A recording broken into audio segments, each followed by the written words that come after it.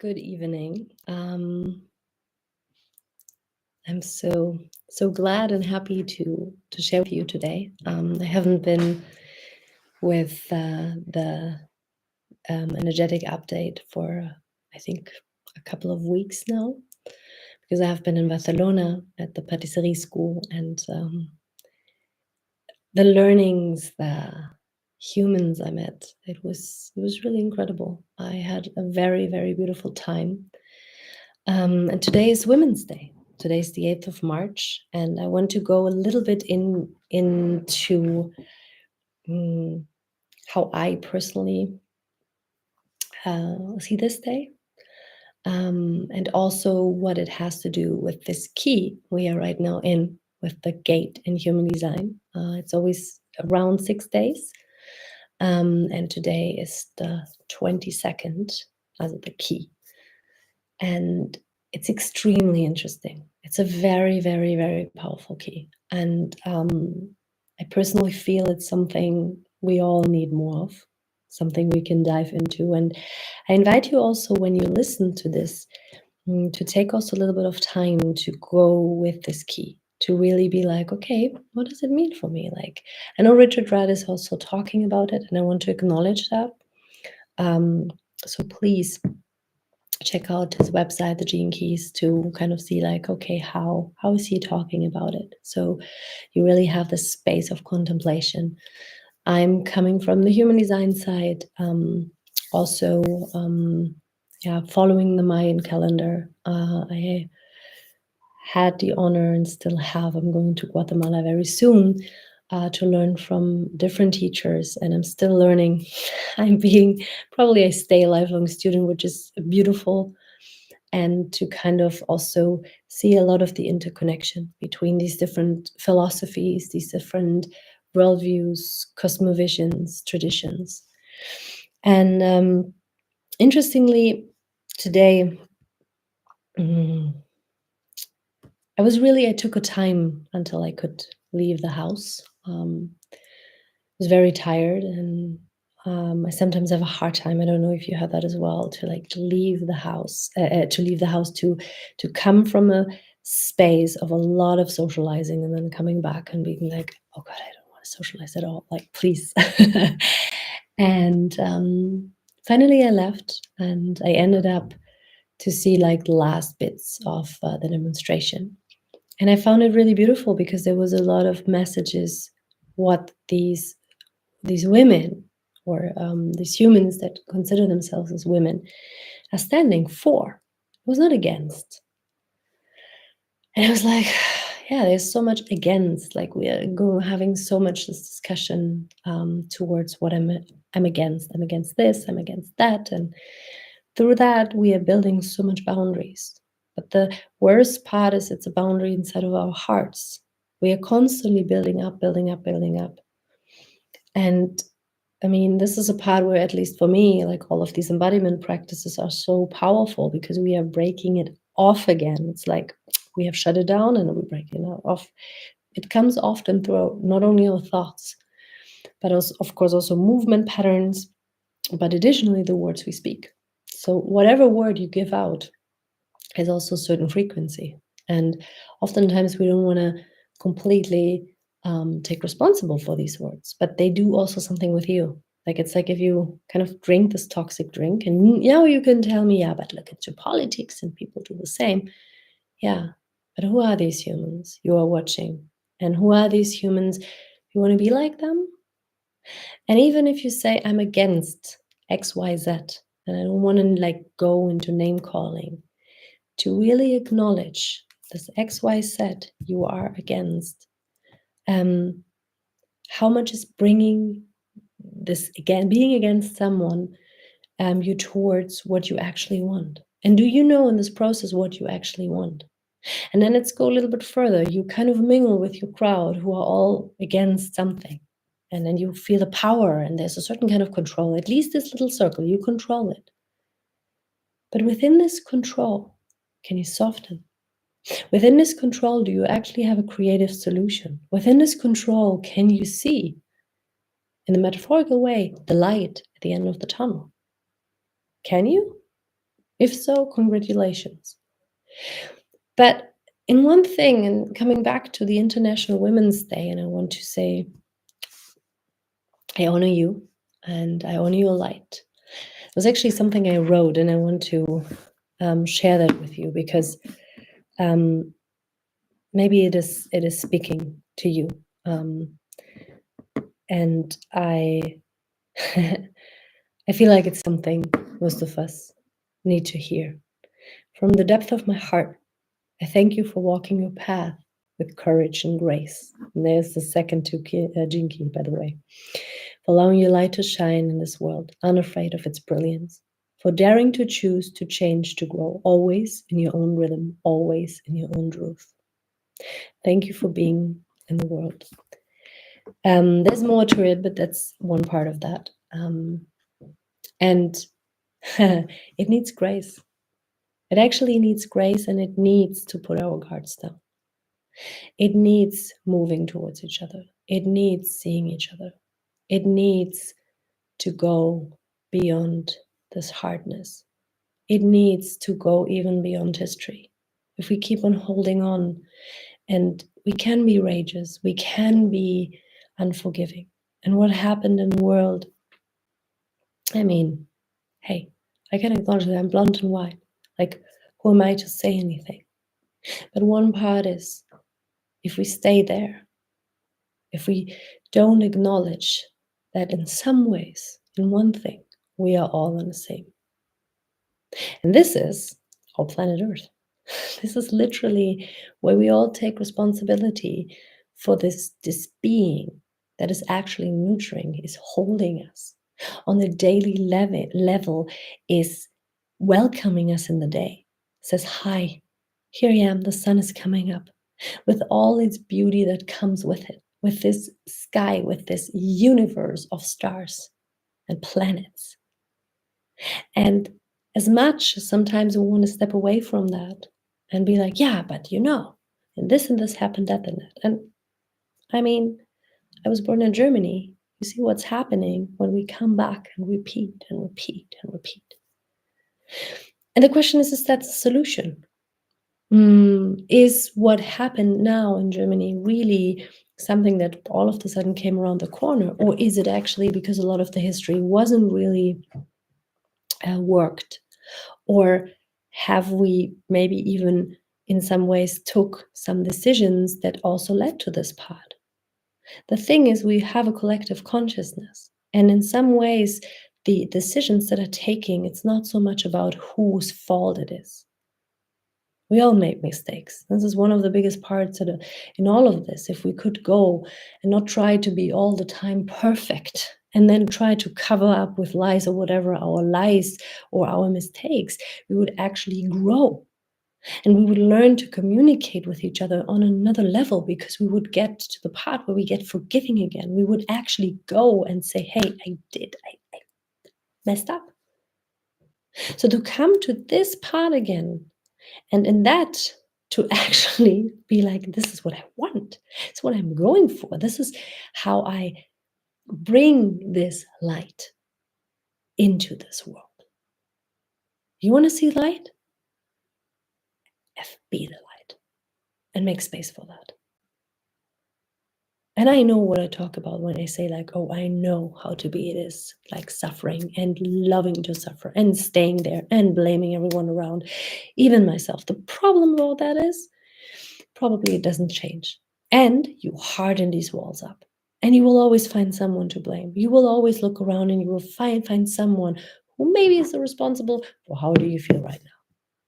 And the thing is, it is fear driven. It comes from that place where you think when you exclude something, someone, even other countries, whatever, whoever, that you are better off. Try that, because all of these humans on this whole planet are part of you. And the more you get that part, the more you come to this place where you actually understand, oh man, wow, oh woman. And even what we see with man and woman. A man told me the other day, he was like, oh my God, I'm so jealous that women can have babies. And I was like, wow, I never heard that from a man. It's powerful. It's extremely powerful, and men have a lot of fear of sisterhood, women coming together. Yes, of course, there is a lot of rage, and that has to get out there as well. It's part of the healing process, the emotions. But how far do we go then with the against part? When do we come to this part? And it takes as much time as it does. Like, I know someone, for example, she's working with bleeding. I find that amazing. Then go out and educate, go out and talk about it, make bleeding accessible to men, and give women the possibility to dive into that, to be curious about it, to love to bleed, to shed, to detox once a month. How amazing is that? I mean, come on. Even for men, to have a woman around who's like cyclical, who's like, oh, and I think we are allowed to learn, many of us, maybe not all, maybe some have it. I'm learning it, to stop this constant way of judging, getting curious again, being open. Because in the moment when we shed this, when we shed like a snake skin, and we come to this place, there's even a childish part coming out. There comes a part where a space where we can start to forgive ourselves and others.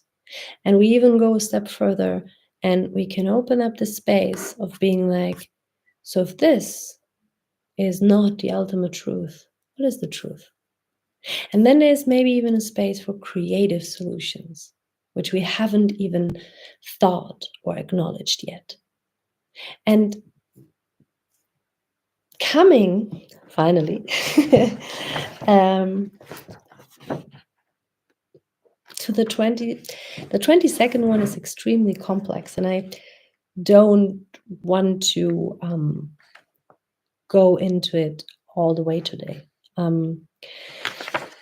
But I find it so beautiful because starting with the shadow, it's dishonoring, and it is what Richard Rudd is writing. It's the sweetness of suffering, and it's programming partner is the 47th, that has a lot of like ancestral carriages, like it goes and so for example, when you have your sun in the 22nd, you will have the 47th in your earth, in human design. And it is in that way so interesting. There's so much to like also the age we are coming in, like the Aquarius age, and everything that is when we talk about like this huge shift that is happening on earth, with now one of the main gates being predominant, which is the 55, and this energy of the spirit, and this part, like Richard Rudd says also, it's the joker in the whole game. And it really stays opposite to the 22nd. There's like this part where these two are actually going down into the basement of basements and are faced with all of the emotional carriages and the underworld part of like greediness and dishonesty, and kind of like dwelling through in order to come up again. But they have most of the time, especially these two, 22nd and 55th, when you have that in your sun, you have seen the other side. You know, this is the part where you're also addicted, as like being a victim and feeling it, and also being, and carrying that trauma. So what are we doing with that? What is the part where we come to this, where we start to honor in a way also the history, also the suffering, the pain, and then from that place come into not only forgiveness, but understanding that there is not so much separation as we actually think there is. We have made it our mind because it was easier. You couldn't control people easily. I mean, let's look at that. Through fear, separation is the best way to control. But if we start to move towards each other, see each other, forgive, connect, be intimate, that is the space that is opening up for more. And for that space where things are possible that we don't even can acknowledge with our minds that are possible. I saw today this poster, which goes into like our bodies, our minds, our power. And I ask myself, where's the heart? Where is the heart? It's not only the mind. We need the Trinity. We need these three levels. Because the mind, yes, it's our minds, absolutely. The intellectual Western way of looking into the world. But we need both. We need the 4 directions. We are not just one country. We are not just one continent. So we need to start looking out for each other. We need to start seeing each other. And this is, I mean, like as I said, the 20-second shadow is like, there's so much to it. It even goes like into sexuality. There's like a lot of different ways of looking into that, because it goes deeply into karma. But there's a part where I want to go into this part when we talk about the gift, and actually besides the gift, then also the city. And I want to read that to you. The second 20-second gift is the gift of graciousness. It is rare and beautiful quality that has a profound effect on everyone it touches.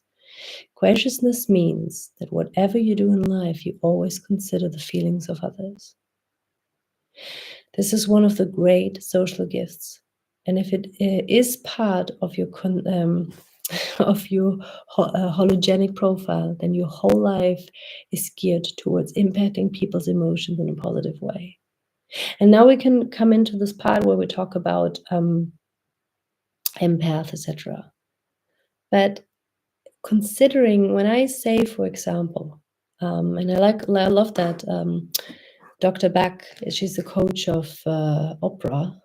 She was on a podcast. I love her. She's such a beautiful human. And she was talking about doing this test for a year, not lying. Like, she swore to herself she will not lie anymore. And that doesn't mean that I hurt others. I can still consider your feelings while I do that, but I can still be honest with myself, not put more toxins inside of me. And considering the emotions of others, or let's say the feelings of others, does mean that I can still see you and be connected inside of me.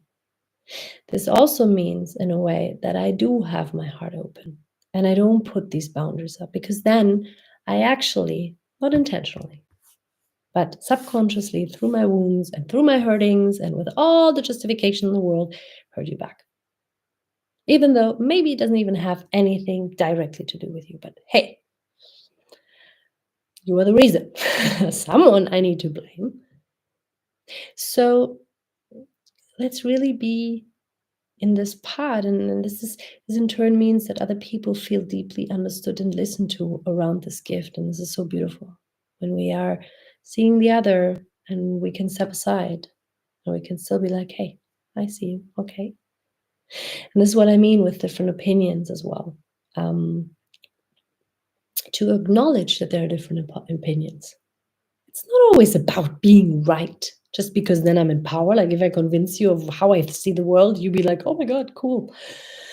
And I will be what? My ego will be fat. And I will be amazed by, like, man, I convinced you I brought the right arguments that you feel good now. Not how it works. But I can still be sensible and empathic about it. And the grace part, which I found quite it is the part of like universal love, about this like connection also to the divine, and to be really in this place of understanding that grace also starts with us. You can think about this part where we go into saying like, okay, we have to forgive each other. Yes. In some ways, it is a good part, but it's not probably the best part to start with. Because with the person you have to start is with yourself.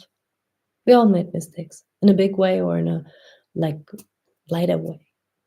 And I feel even with guilt and all of that, it is something real when we have this feeling. Like, often in the spiritual scene, it's like, oh no, it doesn't exist. No, it exists. It's there. It's real. And it's okay to say sorry. It's okay to acknowledge that you did something wrong. But that doesn't mean that you have to constantly beat yourself up. And it's interestingly because there's other people who don't have that, and they don't even have a a way of acknowledging that. But they are also the ones that put much more separation out there. Not all, also no generalization. But again, like, how much are you being someone who brings oneness and connection, or you are going to be the one running out and separating? So yeah, grace. It's a beautiful word. In German, it's Anmut. I had to look it up because I was kind of like, I'm still dwelling with it. I feel it's a very, very powerful city. Like, how much are we anmutig, graceful with others, but also with ourselves? How much do we allow to let the love in and actually reflect on love itself and allow ourselves to love and not go against and fight and separate and be powerful through that? You know how much power can come from a place where we all come together and touch each other's hearts? I want to stop with something I just experienced in Barcelona when I was presenting, and I was at this trade show. One of my many lives, being an IT presenter, and I love my client. I'm like literally, I'm seeing them every year, and there's a part where I just being so touched by them being them, and but more than that, I was actually touched by my colleague who, wow, like I learned so much in this week through this human of having done her inner steps and being extremely beautiful and powerful, and but she had grace, so much grace. And that is a light that is so underestimated. So I wish you a wonderful 8th of March. Lots of love. Yep. Okay.